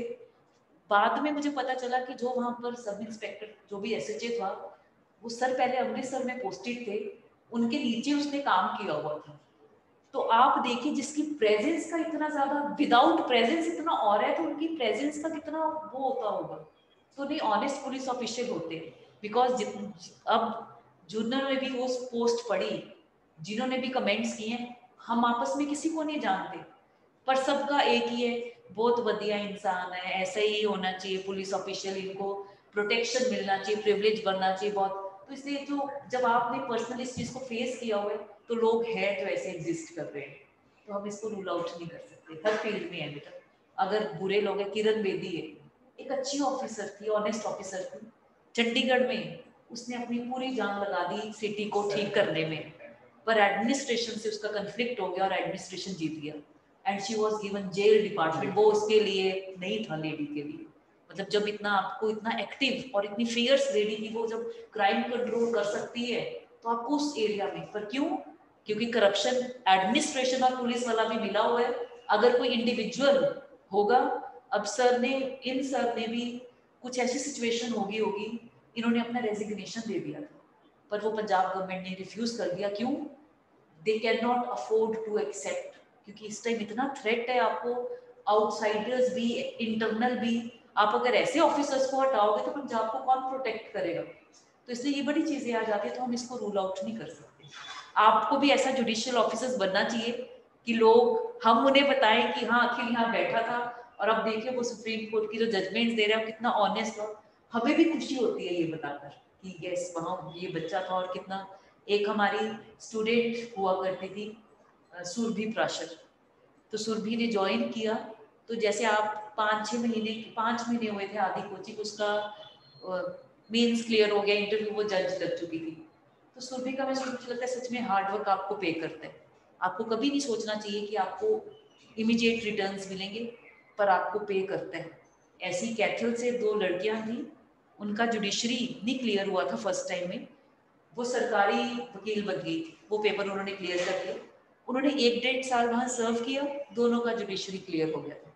तो सिर्फ आपको एक कॉन्टिन्यूअस, एक परसिस्टेंट हार्डवर्क की जरूरत है। जुडिशरी कोई इतनी बड़ी तोप चीज नहीं है, सिर्फ बच्चों में कॉन्टिन्यूअस नहीं है, फर्मनेस नहीं है कि आप एक कॉन्टिन्यूटी में डिवोटेड हार्ड वर्क करें, एक टाइम टेबल को फॉलो कर कर। क्योंकि हमारे जो लॉ है ऐसा फील्ड है, वहां पर हमें जो हमारा काम करने की आदत है वो छूट चुका होता है जब हम लॉ पढ़ते हैं। हम क्वेश्चंस पे आ चुके होते हैं, 5 क्वेश्चन करने हैं, इससे ज़्यादा नहीं चाहिए। सिर्फ आपको अगर आप 5-6 आवर्स डेली पढ़ रहे हैं डिवोटेड, मोबाइल से दूर, सब दीन दुनिया से दूर, that is more than enough. अगर आपको कंसेप्चुअल क्लैरिटी है बेटा, आज एक 60% वाले बच्चे का जज का पेपर क्लियर हो सकता है अगर वो परसिस्टेंट हार्ड वर्कर है। इंटेलिजेंट बच्चे का नहीं होगा अगर वो हार्ड वर्क नहीं कर रहा, बिकॉज हमारे कंपटीशन एग्जाम सिर्फ इंटेलिजेंस पर बेस्ड नहीं है। इंटेलिजेंस तो 100 में से 20 या 25% ही क्वेश्चंस में होती है। मेन तो आपका लर्निंग और क्रैमिंग है, रिटेंशन है। इंटेलिजेंस का रिटेंशन आपको कंसेप्चुअल क्लैरिटी में हेल्प कर सकता है, रिटेन करने के लिए आपको कॉन्टिन्यूअस और परसिस्टेंट हार्डवर्क ही चाहिए, इसका कोई शॉर्टकट है ही नहीं। वो बच्चे झूठ बोलते हैं जो पेपर देकर आते हैं कि वो हमारे पढ़ाई में नहीं था, ये सब बेफजूल की बातें मिसगाइड करते हैं लोगों को। लोग बुक्स भी गलत बता देते हैं, पेपर देकर आ रहे हैं क्लियर हो रहे हैं बुक्स गलत। कोई आपको ज़्यादा बुक्स पढ़ने की ज़रूरत नहीं है, जो एक टेक्स्ट बुक होती है more than enough, more than. आप अपना टाइम वेस्ट करते हो अगर आप बुक्स के पीछे भागते हो। सबसे बड़ा है आपके लिए बेयर एक्ट। अगर आप बेयर एक्ट में थोरो हो और आपको जुडिशियल ट्रेंड पता है जो भी चल रहा है, that is more than enough. आपका पेपर क्लियर हो जाएगा। पर वही बात है, आपको लर्निंग तो करनी ही पड़ेगी। क्रैमिंग सुनने में बुरा लगता है पर इसके बिना काम नहीं चलता। क्रैमिंग फर्स्ट प्रोसेस है, उसी से ही आप लर्न कर पाते हो। जब आप क्रैम करते हो, जब चीज आपके परमानेंट मेमोरी में चली जाती है, वो आपके साथ हमेशा के लिए जुड़ जाती है। जैसे आपको अपना नाम कभी नहीं भूलता, तो आपको इतना, एक पेज को अगर आप 10 दिन पढ़ो, वो आपकी लाइफ का पार्ट बन जाएगा। आप देखिए तो 10 दिन अगर हम कोई सॉन्ग सुने एक बार और अगर हमें अच्छा लगे, हम उसी टाइम हमें याद हो जाता है, हमें कोई इसमें एफर्ट नहीं करना पड़ता। क्यों? क्योंकि आपका माइंड इतना एक्टिव है, माइंड आपका एक्टिव है और आपका उसमें इंटरेस्ट है। आप एकदम से आपने उसको कैच कर लिया, तो इसलिए आपको उसी तरह का इंटरेस्ट अगर आप लेकर पढ़ेंगे, आपको बिल्कुल भी टाइम नहीं लगेगा आपकी लर्निंग में। सिर्फ एक है जो आपको डेली बेसिस पर आपको लर्न करना चाहिए, उससे आपकी कॉन्टिन्यूटी भी बनी रहती है और आपको पेपर में हेल्प होगा। ये देखिए, जब अगर आपका प्रीलिम्स क्लियर हो भी जाते हैं, मेंस के पेपर लगातार होते हैं, एक दिन में 2-2 होते हैं और लास्ट दिन एक होता है। 3 पेपर और 2 लैंग्वेज के, या 3 एक पेपर हो जाते हैं लैंग्वेज का एक दिन किसी भी पैटर्न में। उस टाइम पर आप बुक्स नहीं पढ़ सकते। जो आप रजिस्टर में लिख रहे हो, सिर्फ वो रजिस्टर ही आप रीड कर सकते हो, that is more than enough. तो अब है आपका एफर्ट करने का टाइम, क्योंकि अब पता नहीं प्रीलिम्स भी कब होना है हरियाणा का। आपको बेटा प्रीलिम्स के लिए नहीं, मेंस के लिए तैयारी करो, वो आपको पे करेगा। जो यहाँ सब्जेक्ट मेंस के लिए चल रहे हैं, सीपीसी वगैरह चल रहे हैं, वो तो हो ही रहे हैं। अपने बेसिस पर प्रीलिम्स के लिए आप पढ़ते रहिए, पर जो आपके मेंस के पॉइंट ऑफ व्यू से सब्जेक्ट हो रहे हैं, उसमें आपको प्रीलिम्स की तैयारी करने की ज़रूरत नहीं पड़ेगी। तो आपको ज़रूर है कि आपको लर्निंग डेली बेसिस पर होनी चाहिए। कल का जो केस था, that is a landmark judgment. इतनी डिटेल मेंटेनेंस की जजमेंट शायद ही पता नहीं कितने सालों के बाद आई है। वो जजमेंट आपको ज़रूर करना चाहिए। अगर पेपर सेटर कोई होगा जो क्वेश्चन डालना चाहता होगा, वो इस पे डालेगा, बिकॉज इसमें लिव इन रिलेशनशिप का भी है, एलिमनी भी है, मेंटेनेंस भी है, इवन आपका सीआरपीसी में भी आ सकता है कोई एस्पेक्ट, तो वो आपको करना पड़ेगा। अगर हम अडॉप्शन की बात कर रहे हैं, उसमें एक हमने इशू किया था, क्या एडॉप्टिव फादर अपने उस लड़के को जो एडॉप्शन से पहले बॉर्न है, क्या वो एडॉप्शन में दे सकते हैं? बोलो, ये तो हमने किया है। एडॉप्टिव फादर मींस मैरिड है आदमी, हस्बैंड वाइफ और 3 लड़के पहले ही हैं उनके। ये मैरिड आदमी को कोई अडॉप्ट कर लेता है, एडॉप्शन में चला जाता है। ऑब्वियस है, वाइफ तो साथ ही चली गई है। मैरिज के बाद उन्हें लड़की बॉर्न हो जाती है, लड़की का नाम था कालिंदी। अब वो कालिंदी कहती है कि प्रॉपर्टी का झगड़ा था कि जब मेरे फादर की डेथ हुई है तो इन लोगों को प्रॉपर्टी नहीं मिलनी चाहिए जो मैरिज से पहले जो लड़के बॉर्न हुए हैं। मैरिज से पहले नहीं, एडॉप्शन से पहले। क्यों? उसने कहा कि एडॉप्शन के साथ तो रिश्ते खत्म हो गए उस फैमिली से। फिर कोर्ट अब डायरेक्टली तो आंसर कर नहीं सकती थी, कोर्ट ने पहले लिया, क्या एडॉप्शन के बाद एडॉप्टिव फादर अपने उन लड़कों को एडॉप्शन में दे सकता है? बताइए। वो तो उसका फादर ही रहा। Yes. अरे फादर तो फादर ही रहा, तो एडॉप्शन में दे सकता है। कोर्ट ने कहा जब बच्चे का फादर, जो एडॉप्टिव फादर है या जो भी फादर जिसको एडॉप्ट किया गया, उस फादर का अपने लड़कों से रिलेशन थोड़ी ना चेंज हुए। फादर और सन का तो रिलेशनशिप सेम ही है। अगर वो फादर अपने बच्चों को एडॉप्शन में दे सकता है, तो बच्चे उसकी क्यों प्रॉपर्टी इनहेरिट नहीं करेंगे? तो उन्होंने कहा बिल्कुल। अब देखिए, एडॉप्शन में दे सकता है या नहीं, ये इसमें मेन इश्यू नहीं था, पर मेन इश्यू को डिसाइड करने के लिए कोर्ट ने इसको हेल्प किया। और इसमें उन्होंने जजमेंट्स को भी कोट किया जो हमने उस टाइम पर रेफर किया था कि ये जजमेंट्स के मुताबिक उसको वो रेफर करना पड़ेगा। बेटा मेंस के लिए आपने विनीता शर्मा वर्सेस राकेश शर्मा का केस आपने तैयार करना है 100%। अगर पेपर सेटर थोड़ा बुद्धिजीवी आदमी होगा और रिसेंट उससे फेमिलियर होगा, क्वेश्चन आएगा ही आएगा, क्वेश्चन आएगा ही आएगा। इवन आपको जो आपका सेक्शन 6 सब सेक्शन 5 है और उसकी एक्सप्लेनेशन है, उस पर भी आ सकता है बेटा 10 या 15 नंबर का, वो हमने जजमेंट में उसको मार्क किया हुआ है, वो भी आपको तैयार करना पड़ेगा मेंस के लिए। एडॉप्शन में अगर हम मेंस की पॉइंट ऑफ व्यू से बात करते हैं, कंडीशंस ऑफ वैलिड एडॉप्शन में से अब डायरेक्टली क्वेश्चंस नहीं आते कि सिर्फ ये बताना कि ये कंडीशन है तो वॉइड है। क्वेश्चन कैसे आता है मल्टीपल एडॉप्शंस का, एक पेरेंट ने 2 लड़कियों को एडॉप्ट करना है, कर सकता है या नहीं कर सकता, तो उसका आंसर आपका इसमें नहीं है, जे एक्ट में है, तो वो आपको एंसिलरी इशू तैयार करना पड़ेगा। इंटर कंट्री एडॉप्शन आपको तैयार करना पड़ेगा, inter country adoption full fledged topic है। उसके बाद आपका जो आपका आता है इफेक्ट्स ऑफ एडॉप्शन, वो आपको ध्यान में रखना पड़ेगा even for the purposes of Hindu marriage act, because आपको प्रेपोजिशन में ऐसे फैक्ट्स हैं जिसे शो किया हुआ है कि वो उससे मैरिज कर सकता है या नहीं कर सकता। आंसर मैरिज में नहीं है, आंसर एडॉप्शन में है सेक्शन 12 प्रोवाइजो ए में, तो वो आपको ध्यान रखना पड़ेगा। डॉक्ट्रिन ऑफ रिलेशन बैक आपको वो तैयार करना ही पड़ेगा, उसमें आपको क्वेश्चन थ्योरेटिकल भी आ सकता है, डॉक्ट्रिन भी आ सकता है, तो वो अगर उसके हिसाब से आपको वो तैयार करना पड़ेगा। उसके बाद आपका जो सेक्शन 14 है एडॉप्शन एक्ट का, एडॉप्शन में उसमें दिखाया हुआ है कि कौन स्टेप मदर होगा, कौन स्टेप फादर होगा। ये सेक्शन 14 आपके प्रीलिम्स के लिए भी इम्पोर्टेंट है, सक्सेशन के लिए भी इम्पोर्टेंट है। सक्सेशन के लिए क्यों इम्पोर्टेंट है? स्टेप फादर कभी भी प्रॉपर्टी इनहेरिट नहीं करता, स्टेप मदर को हमने जगह दी है पर वो भी क्लास 2 एंट्री 6 में है, तो आपने सेक्शन 14 को इवन आपके सक्सेशन एक्ट में आपको प्रॉब्लम्स में ध्यान में रखना है, ये डिटर्मिन करने के लिए कि कौन स्टेप फादर है, कौन एडॉप्टिव फादर है, कौन स्टेप मदर है, कौन एडॉप्टिव मदर है। ठीक है प्लीज।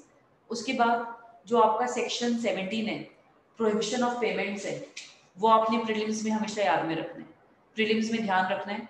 वो क्यों रखना है? किसी का डायरेक्ट प्रोसिक्यूशन पॉसिबल नहीं है, प्रोसिक्यूशन होने से पहले क्या लेनी पड़ेगी? सैंक्शन। तो वो प्रोविजन इंपॉर्टेंट है, आपको ऑब्जेक्टिव में आपने अपना ध्यान रखना है।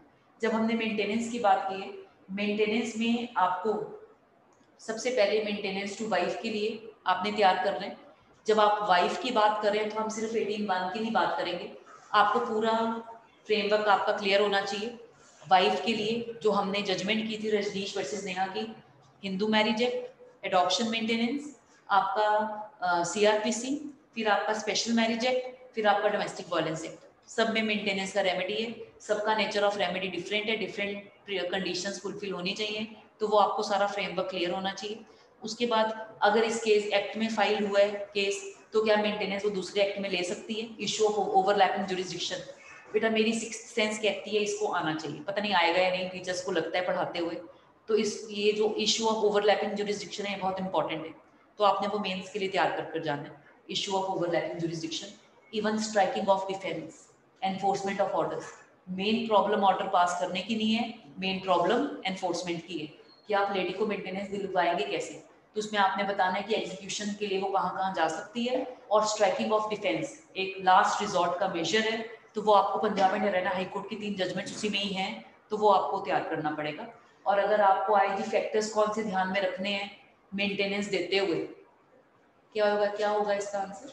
अगर आपको क्वेश्चन आए discuss the factors to be taken into account by the court while granting maintenance to the wife.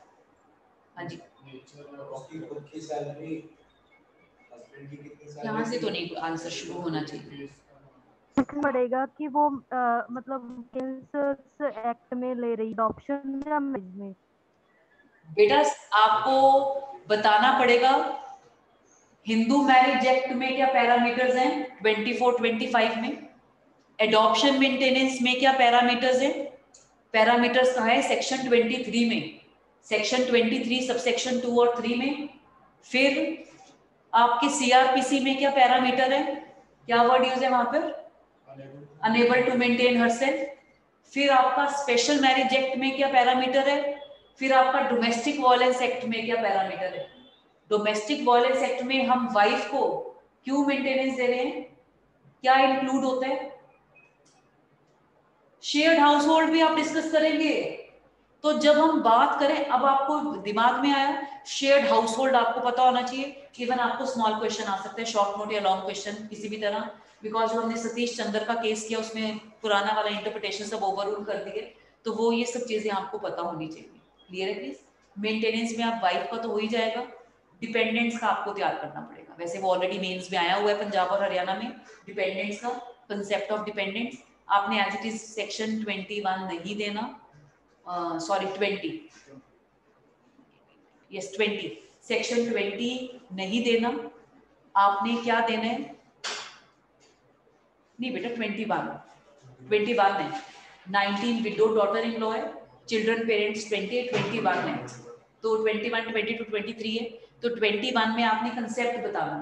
Concept में कैसे बताना है, कुछ लोग हैं जो हेयर्स भी हैं और डिपेंडेंट्स भी हैं, फिर कुछ लोग हैं जो हेयर्स तो हैं पर उन्हें मेंटेनेंस सॉरी वो इनहेरिट नहीं कर सकते, जैसे फादर है तो वो एज डिपेंडेंट लेंगे। तो फिर आपने ये बताना है कुछ लोग हैं जो हेयर है ही नहीं, जैसे इनलेजिटिमेट चिल्ड्रन अपनी फादर से तो प्रॉपर्टी लेता नहीं, पर वो एज डिपेंडेंट क्या ले सकता है, मेंटेनेंस ले सकता है। तो ये स्कीम है कि बड़ा सोच समझ के प्रोविजन बनाया गया है, ताकि हर आदमी जिसकी लीगल ऑब्लिगेशन थी किसी को मेंटेन करना, अगर उसकी डेथ हो जाती है उनमें से उसका कोई भी डिपेंडेंट किसी भी चीज से डिप्राइव ना हो। उसके बाद बेटा जो आपके लास्ट दो सेक्शन है, सेक्शन 27 और 28, वो बहुत इंपॉर्टेंट है कि क्या मेंटेनेंस चार्ज, डिपेंडेंट्स के मेंटेनेंस के लिए आप चार्ज क्रिएट कर सकते हैं, जनरल रूल है नहीं, 3 एक्सेप्शंस में कर सकते हैं। फिर सेकंड है कि अगर प्रॉपर्टी किसी को ट्रांसफर हो गई है तो उस ट्रांसफर के अगेंस्ट क्या डिपेंडेंट्स के मेंटेनेंस का राइट एनफोर्स हो सकता है, तो वहां पर हमने किया हुआ है कि किस ट्रांसफर के अगेंस्ट होगा और किसके अगेंस्ट नहीं होगा। ठीक है प्लीज, ये आपका सा यहाँ तक आपका मैरिज एक्ट, सक्सेशन एक्ट और एडॉप्शन एंड मेंटेनेंस ये माइंड अप हो जाता है। हमारा जो नेक्स्ट होगा वो होगा Hindu minority and guardianship act 1956।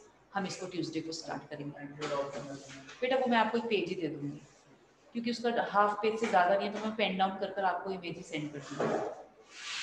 जिसका पॉसिबल होगा डॉक्यूमेंट बनाकर या इमेज सेंड करना, वो हम लिखने में टाइम वेस्ट नहीं करेंगे। अब आपको जो भी जजमेंट्स करानी है, जैसे आपका माइनॉरिटी गार्डियनशिप में वो सारा आपका डॉक्यूमेंट्स ही हैं, 3 डॉक्यूमेंट्स हैं, तो हम कुछ भी उसमें लिखेंगे नहीं, लिखेंगे वो जो डॉक्यूमेंट्स में नहीं है। जैसे अब बेटा ये आपने कैसे अपना दिमाग अप्लाई करना है, एक बार क्वेश्चन आया हुआ है, एक्सपाउंड वेलफेयर प्रिंसिपल, जो आपका है ना माइनॉरिटी गार्डियनशिप में, welfare of the child is of Paramount consideration. तो वेलफेयर प्रिंसिपल है क्या, तो विवेक रोमानी का जजमेंट है, उसमें उन्होंने इसको एक्सपाउंड किए, प्लस आपके जेजे एक्ट में वेलफेयर प्रिंसिपल डिफाइंड है। तो वो आपने हर जगह से डाटा उठाना है जहां पर आपको वो टर्म मिलती है। आपके minority sorry guardian and wards act 1890 में भी वेलफेयर प्रिंसिपल इनकलकेटेड है। तो जहां पर भी वो आपको मिलता है वो चीजें आपको उठानी पड़ेगी, वेलफेयर प्रिंसिपल में क्या होता है। ठीक है प्लीज, थैंक यू।